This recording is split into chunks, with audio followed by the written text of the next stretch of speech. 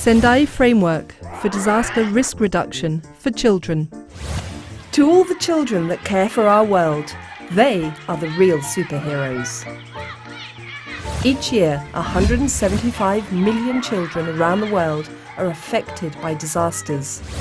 In 2014 alone, disasters and emergencies forced 9 million girls and boys out of school. You have a lot to tell adults about the specific risks and dangers where you live, and a lot to contribute to making families, schools and communities safer before and after a crisis. Children who understand dangers, who are empowered and listened to, can play an important role in their own protection. When children speak out and their needs are prioritised, they contribute to long-term development after a disaster and build safer communities for everyone. This booklet is about disaster risk reduction, working together to reduce the chance that a hazard will turn into a disaster and preparing for disasters when they do happen. Disaster risk reduction should happen at the level of national government, local government, and in your communities and families. It means engaging and listening to everyone, children and young people, and especially those who are often left out. Worldwide, people are becoming aware of the importance of disaster risk reduction. Governments from different countries came together in 2015 to agree on a 15-year plan to make the world safer. It's called the Sendai Framework for Disaster Risk Reduction because the meeting took place in a city called Sendai in Japan. This booklet will help you and your friends understand the Sendai Framework and the important role you have in making sure the plan becomes a reality. Before we talk about the Sendai Framework, we need to understand disasters, risks and hazards. Who is most vulnerable? What do we mean when we talk about resilience? And what do child rights have to do with all of this? Understanding disasters. Look around and you will see that nature is always moving and changing depending on where you live. Every day there might be rain, sun, wind or snow. Trees fall down, the sea rises and falls, and the earth tremors. What is a hazard?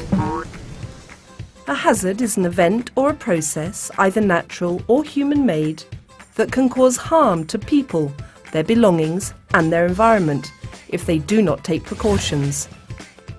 There are different types of hazards. Some are natural, such as earthquakes, hurricanes, volcanoes, floods, droughts and landslides. Others are caused by people, known as technological or human-made hazards. These include pollution and traffic or factory accidents. As you can see, some of the examples are not so clear-cut. We say a flood is natural, but sometimes a village floods because humans were dumping their rubbish upstream or cutting down trees. We say a wildlife is natural, but it may have been caused by someone dropping a cigarette in the forest. What is a disaster?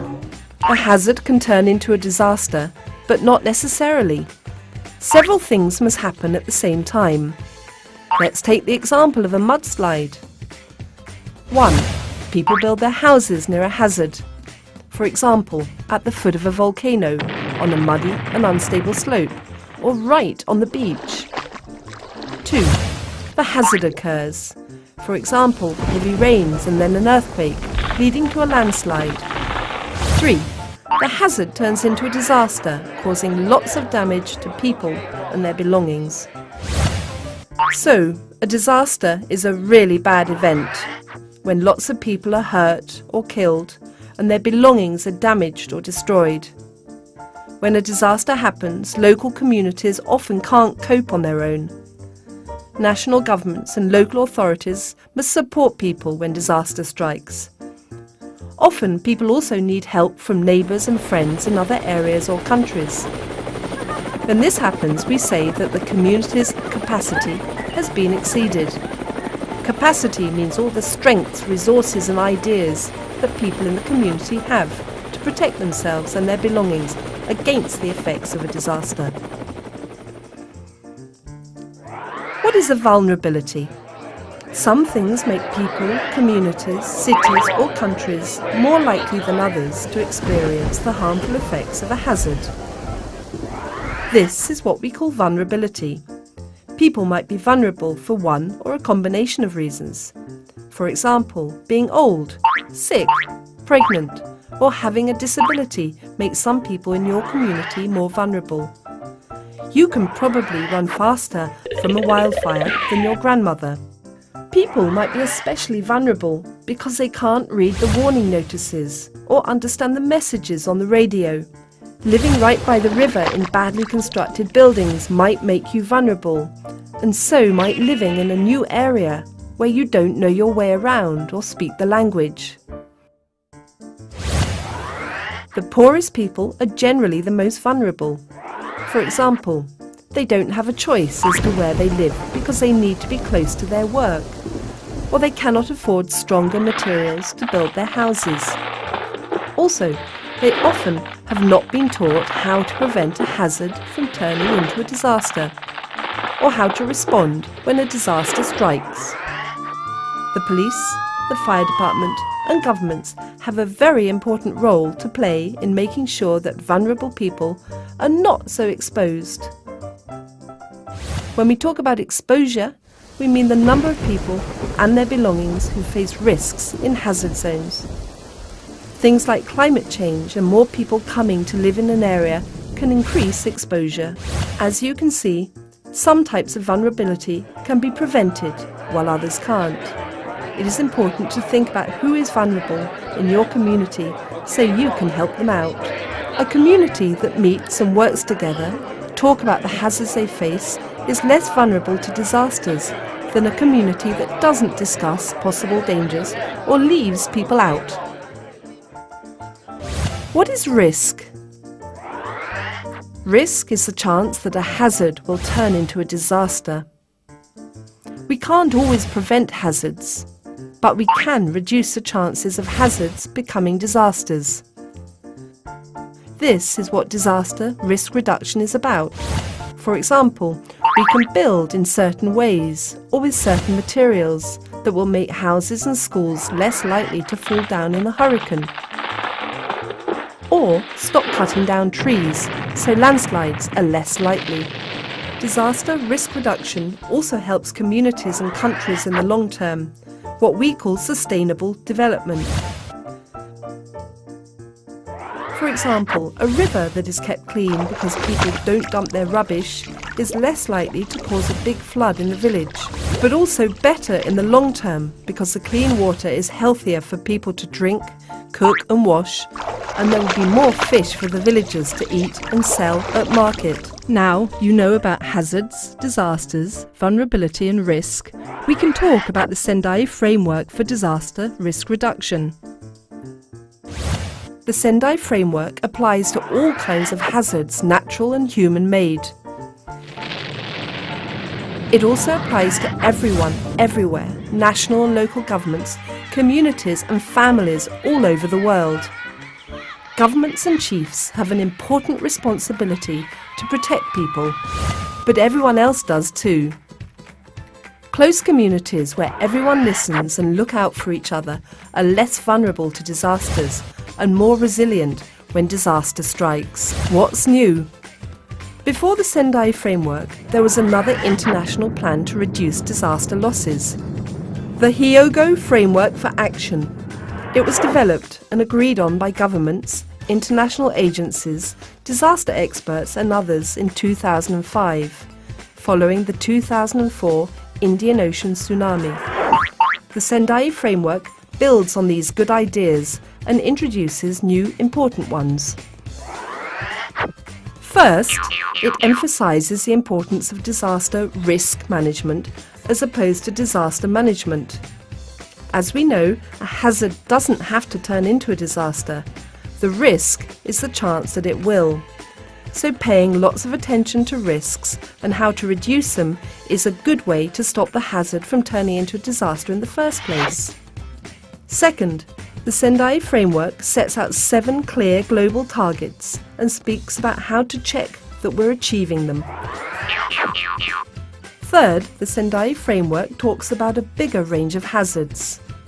As we know, hazards can be natural or human-made, and we need to think about lots of types of possible danger.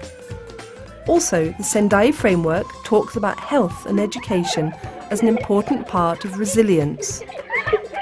Making sure that people in your community are healthy and informed before the hazard, and that they know how to stay healthy and access information, means they are less vulnerable. Fourth, the Sendai framework pays attention to the role everyone has to play to make sure the plan becomes a reality.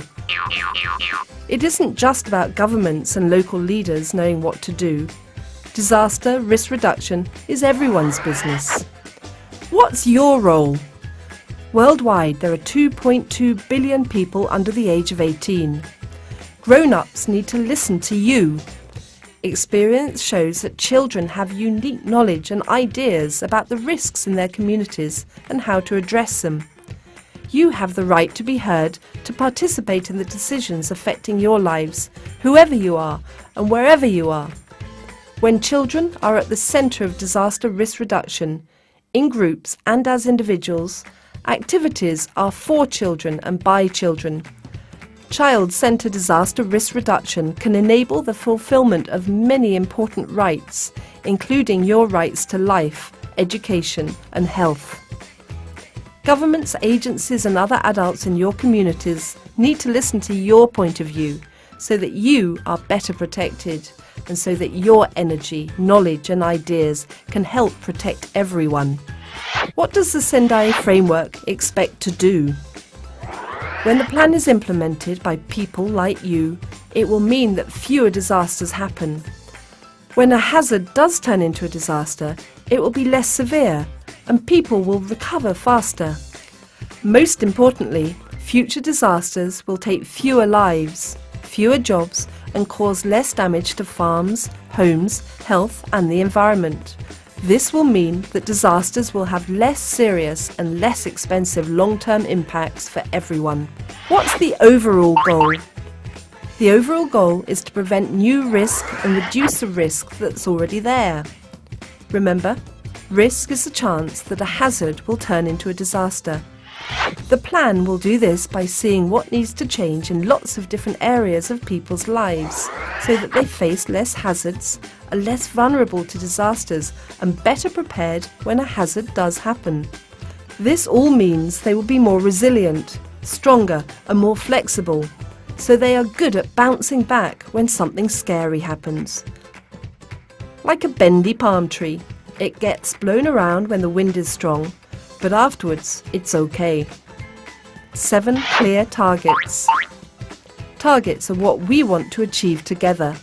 They allow us to check that the plan is working. Target 1. When disasters do happen, make sure that far fewer people die. We will check that the plan is working by seeing that fewer people die out of every 100,000 people in 2020-2030 compared to 2005 to 2015.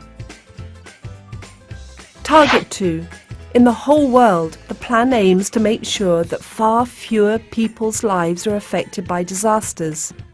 Again, we'll check it's working by counting how many people are affected in 2010 to 2030 compared to 2005 to 2015. Target 3.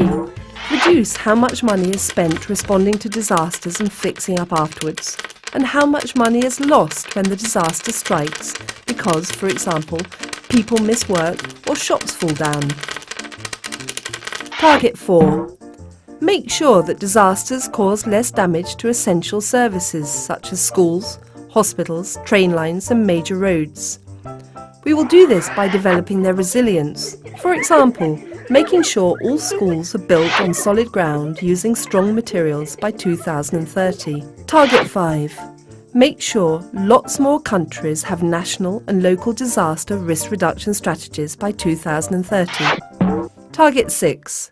Make sure countries work together to prevent hazards from turning into risks. For example, if people in Japan have great ideas about making buildings safer in earthquakes, they should share these with people in Nepal so that they can do the same thing. If people in St. Lucia know about digging trenches between their crops so that heavy rains run off instead of causing mudslides, they should share these ideas with people in Guatemala. Target 7. Increase the number of people who can access and understand early warning systems. This means people need to cooperate and share information. For example, if the people in one island know a typhoon is coming, they must share this information on the radio, TV and social media. 4 priorities for action. 1. Understanding disaster risk. The Sendai framework aims to make sure that people like you understand disasters, hazards, risks and vulnerability. This will help everyone to spot dangers, to prepare for hazards and prevent them from becoming disasters, and to keep themselves, others and their belongings safe. 2. Strengthening disaster risk governance to manage disaster risk. The Sendai framework aims to make sure that local leaders, governments, chiefs and international agencies are better organised when it comes to disasters. They should all have clear plans and established ways of working to prevent disasters from happening and to respond when a disaster strikes. 3. Investing in disaster risk reduction for resilience. The Sendai framework aims to make sure that enough money is spent on disaster risk reduction by both public and private actors. It recognises that this is a good way to spend money in the long term because it contributes to sustainable development. For example, it might cost a bit more to build a new school from really good, strong material. However, when an earthquake strikes, the strong school will be okay, so you won't miss your education. The school won't have to be rebuilt, and the whole country will do better in the long run. 4. Enhancing disaster preparedness for effective response and to build back better in recovery, rehabilitation and reconstruction. The Sendai framework aims to make sure that everyone is ready when hazards strike, so that responses are more effective and better organised. When families, communities and countries are fixing everything that broke in a disaster, the Sendai framework aims to help them build back better for next time. Now you can share the superpower of knowledge and teach your friends, family and community about disaster risk reduction.